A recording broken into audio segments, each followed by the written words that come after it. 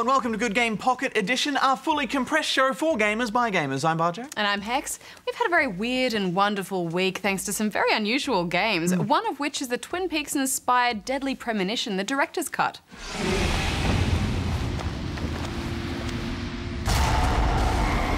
Yes, it's wonderfully mysterious and baffling, but let's have a look at some of the other games we've been reviewing this week, starting with Zeno 2. Set on the alien world of Xenozoic, you play a hero named Gat. Your objective seems to be punch all the things. Seriously, this game has a lot of punching. It's the bulk of the combat and even the solution to some puzzles. It's a weird game, isn't it, Hex? Yes, weird is certainly our word of the week. From Gat's unisex parent, father, mother, to an array of enemies that look like the result of a random character generator gone wrong. The environments are quite surreal and wonderful, but the game seems to hinge on weirdness as its central crutch, which leaves it feeling a little bit lacking in most areas. No, you're gonna get it. Don't get me wrong, Hex, I love a good beat-em-up, especially when the punches sound this good. But when you spend the entire game doing very little else, it just wears thin very quickly. It just needed more variety overall, so I gave it 5.5 out of 10 rubber chickens. It was 6 from me. Next up, a game that had oh so much potential, Evoland. The whole idea behind Evoland is that you go on an adventure through the history of action RPGs. Chests contain specific advances the genre made, like sound effects, save points, 16-bit color, 3D movement, turn-based combat, and so on, until eventually you work your way up into an almost modern-day game. Unfortunately, though, it ends up being a bit of a one-trick pony, doesn't it? Yeah, it's a great idea, ambitious even, but it just never gets fun enough. It never turns into a game that you actually want to play a lot of. And that's because it's just awfully simple throughout. It's basic combat and basic adventuring, and it never rises above its love of nostalgia. It's like they needed to keep it simple for this evolution thing to work, but it just didn't turn out to be that fun. I got so frustrated with all those random encounters. Ugh. I mean, yeah, okay, they're a hallmark of older RPGs, but they were eradicated by more modern games for a good reason. They suck. They're just one annoying battle after another. I didn't have a great time here, I gave it 5. Yeah, it's a shame really. I would have loved this to have been as good a game as it was a history lesson, but sadly it's a case of style over substance, so I gave it 5 as well. We reviewed Evoland over on Spawn Point along with our next game, Badland. Here you take control of a flock of overweight bats that must progress past traps and obstacles through a strange yet beautiful forest. The game incorporates realistic physics-based puzzles with some deviously difficult one-finger tap dodging. It has some seriously beautiful effects, such as when the action switches to slow motion. And sometimes you have to sacrifice some of your flock to get through to the end. This is one of those games that has the perfect combination of beautiful art direction and beautiful game design as well. Yeah, it's great, and it even has 4-player multiplayer on the same screen where each player takes a corner, and it actually works really well. It was quite tense, you know, watching everyone battle it out to try and survive. Go, go, go, go, go! Go. Darren! No, Darren, get your hand! Badlands is better than bad. It's good. I gave it 8. I gave it 8 as well. Now, Hex, to the Ask Good Game desk, go! Ahoy! Good game. Okay, time for a question, and this week we'll go with this one from Head Rocks in Sydney, New South Wales. Hey there, Barjo. Just watched the review on MK9. You mentioned that Kano is now an Aussie. I think you will find he was always an Aussie. I have known this since the late 90s.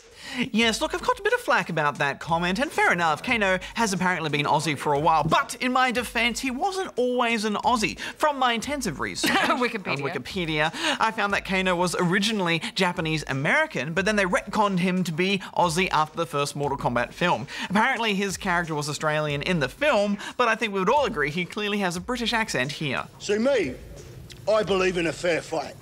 You know, one-on-one, man-to-man, hand-to-hand. Just like my daddy taught me.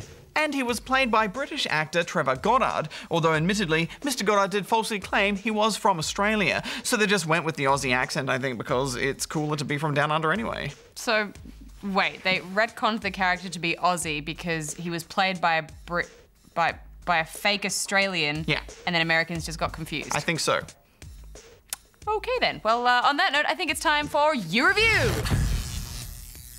And speaking of guys with one cyborg eye, I think we should see the response to Far Cry 3 Blood Dragon. Welcome back, Sergeant Rex Power Colt.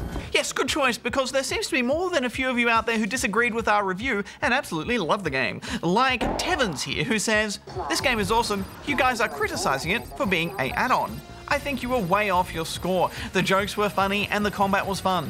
I don't think you guys played it at all and just made it yourself."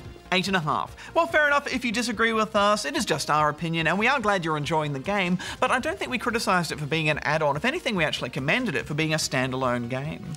Yeah, and Tevins wasn't alone. Nothing here says, "Awesome game, how can you hate it? It's got blood dragons. Plus, it was only supposed to be a small game, not taken seriously. 10 out of 10. Well, I'd say as critics, it's kind of our job to take all games seriously. And just because it's trying to be funny, it doesn't mean it gets extra points in my books. Is that a joke?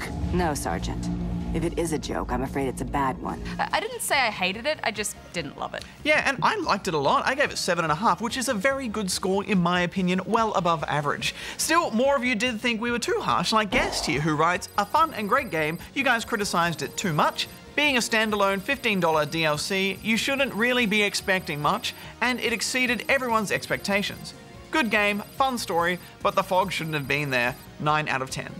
Most of you liked it a lot, but there were a few of you who had much harsher words to say than we did, like Afena de Gamer, who wrote, "Hate it so much, refund, 1/2 a star. Ouch.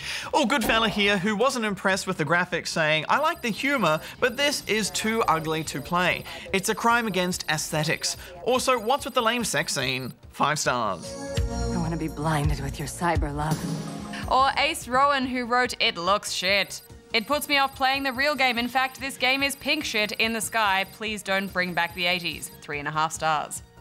Well, I always love it when a game is divisive like that. It makes for some fun forum arguments and discussion. But on that note, we should go back to Studio Hex. Yes. Whoa! Table away! Feel naked. Good game. Deadly Premonition was released in other parts of the world in 2010 to pretty mixed reviews. It introduced a wacky kind of comedy to the thriller horror genre.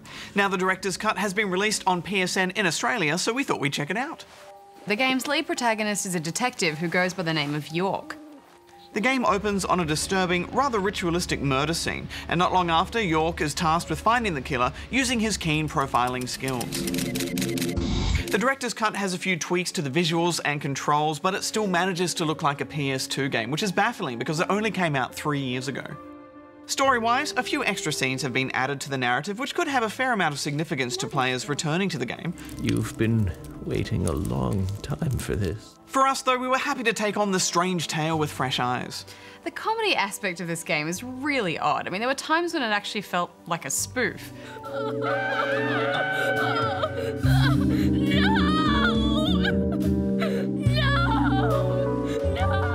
Yes, this game takes so many cues from the TV series Twin Peaks. If David Lynch made a video game, this would pretty much be it. Yeah, and the voice acting isn't necessarily bad, but it just feels like it's trying to be bad at times, and all of the dialogue is just ridiculous. I am very particular about my coffee. The very best you have, please. I've never tasted a biscuit this delicious. Never mind, don't answer. Life is fun because of the mysteries. The balance of milk and butter you've achieved here. Oh my. There's an odd juxtaposition of really graphic themes and then all the conversations and the strangeness of them that surround it. And the music adds to this absurdity as well. Yeah, and often during a really intense cutscene, the music just doesn't fit at all. Hung her from the tree and put on her shoes. So you can see why this game has a bit of a cult following, but Hex, I found it such hard work, mostly because of how visually poor it looks, but also the controls, which felt dated, and apparently they've been vastly improved upon since the original release. The aiming is awkward, the driving is awkward, the map is frustrating, and there's so much driving in between locations, and it just gets tedious. Agent Morgan, get us there quickly, but drive within the speed limit.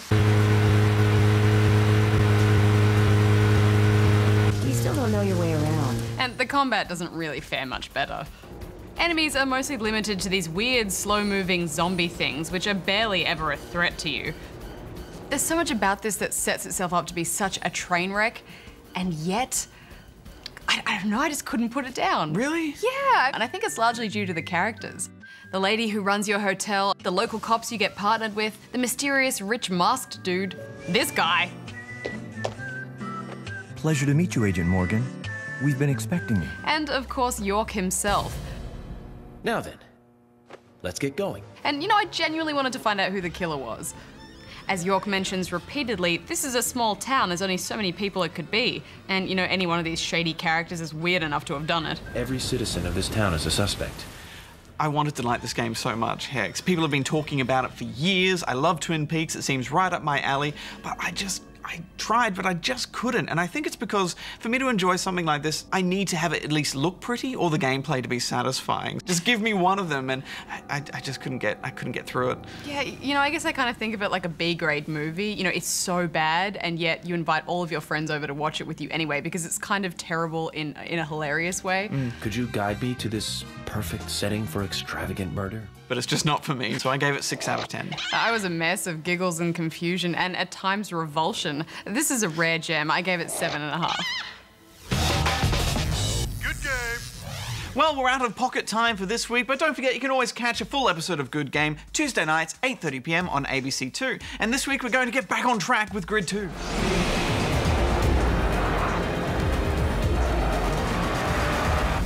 Plus, the EVE universe continues to expand with Dust 514. Every decision you make will bring the galaxy together or tear it apart. So until then, may all your games be weird and wonderful. Banjo out. Hex out.